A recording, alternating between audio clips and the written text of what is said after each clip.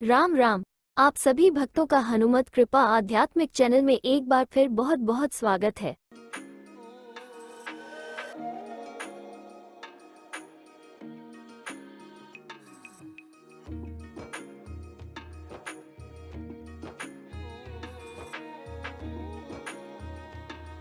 लखनऊ का श्री संकट मोचन हनुमान सेतु मंदिर पूज्य बाबा नीम करौरी महाराज द्वारा भारत व विदेश में स्थापित किए गए 108 मंदिरों में से एक है। जिस प्रकार जनमानस व अपने प्रिय भक्तों पर कृपा करने की महाराज जी की अनूठी शैली थी, उसी प्रकार तिरस्कृत भूमि का चयन कर उसे अगाध श्रद्धा का केंद्र बना देना भी बाबा जी की ही शैली थी। मंदिर निर्माण के लिए महाराज जी अधिकतर ऐसी भूमि का चयन करते थे जो उपेक्षित, तिरस्कृत व निष्प्रयोज्य रहती थी।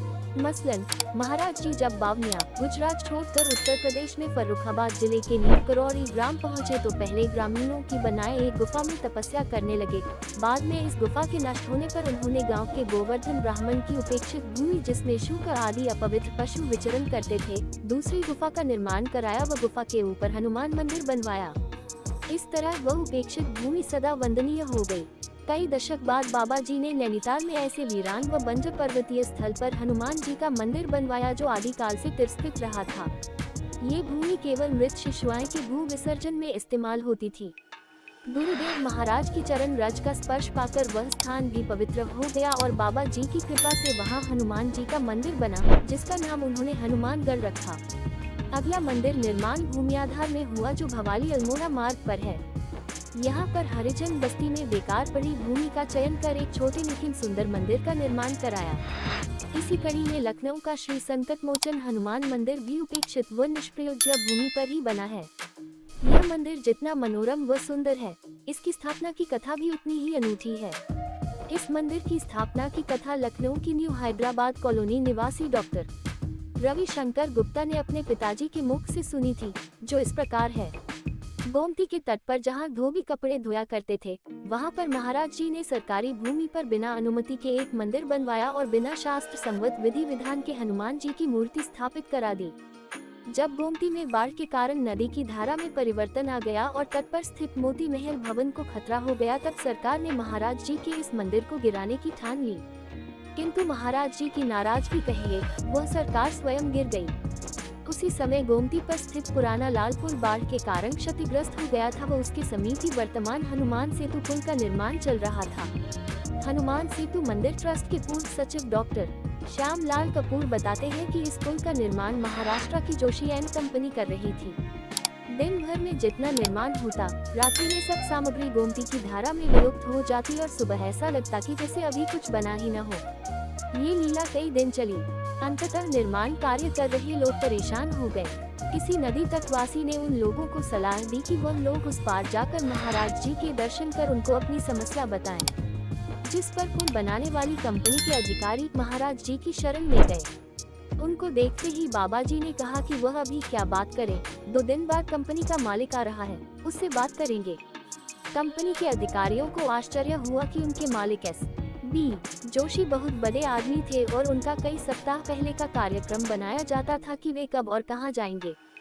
ये सूचना बहुधा तार द्वारा भेजी जाती थी, किंतु उनके आदमियों के पास उनके मालिक के आने की कोई सूचना नहीं थी। 2 दिन बाद जोशी जी बिना किसी पूर्व सूचना के लखनऊ आ गए और अपने अधिकारियों व कर्मचारियों के कहने पर महाराज जी के दर्शन के लिए उपस्थित हुए। तब तक प्रदेश में दूसरी सरकार बन चुकी थी जो पूर्व के कटु अनुभव के आधार पर महाराज जी से टकराव नहीं करना चाहती थी। तत्कालीन सरकार ने बाबा से सुलह कर 25,000 रुपए की धनराशि और त्रिभुजाकार भूमि, जिस पर अब मंदिर बना है, महाराज जी को दे दी। ये भूमि दोनों तरफ सड़क बन जाने के कारण खाली व उपेक्षित पड़ी थी। मुआवजे की धनराशि से उपेक्षित व अनुपयोगी भूमि पर भव्य मंदिर का निर्माण हुआ व श्वेत संगमरमर की हनुमान जी की विशाल मूर्ति की स्थापना हुई। वर्ष 1967 में बसंत पंचमी को 26 जनवरी तिथि थी। उसी दिन हनुमान जी की मूर्ति की प्राण प्रतिष्ठा हुई और हर्ष उल्लास के साथ समारोह हुआ। तब से प्रतिवर्ष 26 जनवरी को श्री संकट मोचन हनुमान मंदिर का वार्षिक उत्सव मनाया जाता है। यह मंदिर लखनऊ वासियों की भक्ति भावना के कारण अब बहुत प्रसिद्ध हो गया है। अपनी विशिष्ट शैली के कारण राह चलते लोगों को भी हनुमान जी व गुरुदेव महाराज जी के दर्शन सुलभ हैं। यह महाराज जी की लीला ही थी कि यहाँ नया मंदिर बन जाने के बाद गोमती तट का पुराना मंदिर भी सुरक्षित रहा, क्योंकि जन आक्रोश के भय से सरकार ने इस प्रकरण में हस्तक्षेप नहीं किया। इस मंदिर में हनुमान जी के दर्शन करना बहुत से लखनऊ वासियों की दिनचर्या में सम्मिलित है। श्री हनुमान जी की मूर्ति के हृदय स्थल में श्री युगल सरकार विराजमान है, जिनका दर्शन निश्चय ही सुखदायी व मनोकामना पूर्ण करने वाला है। प्रतिवर्ष ज्येष्ठ मास के मंगलवारों को, जिन्हें लखनऊ में बड़ा मंगल कहा जाता है, हनुमान जी के दर्शन के लिए पूरा नगर उमड़ पड़ता है और ज्येष्ठ मास की तपती दोपहरी में भी लंबी लंबी पंक्तियों में श्रद्धालु दर्शन के लिए खड़े रहते हैं। जिला प्रशासन व मंदिर का ट्रस्ट मंडल भक्तों की सुविधा के लिए कई व्यवस्थाएं भी करता है। कोई भी प्रमुख नेता अधिकारी लखनऊ में पद स्थापित होते ही यहाँ के दर्शन करना अपना परम सौभाग्य समझता है। हनुमान सेतु मंदिर में पुष्प श्रृंगार कराने की लंबी प्रतीक्षा सूची है। बाबा कहते थे कि लोग धर्म और कर्म के प्रति उदासीन होते जा रहे हैं और आगे बहुत बुरा समय आएगा, तब यह मंदिर ही मनुष्य को भगवान की याद दिलाएंगे। ये था आज का प्रसंग। उम्मीद है कि आज के प्रसंग के माध्यम से आप जरूर कुछ नया सीख पाए होंगे। महाराज जी आप सभी को स्वस्थ रखें, इसी कामना के साथ अब आप सभी से विदा लेते हैं। जल्दी ही नई अमर गाथा के साथ फिर मिलेंगे। जय श्री राम, जय हनुमान, जय गुरुदेव।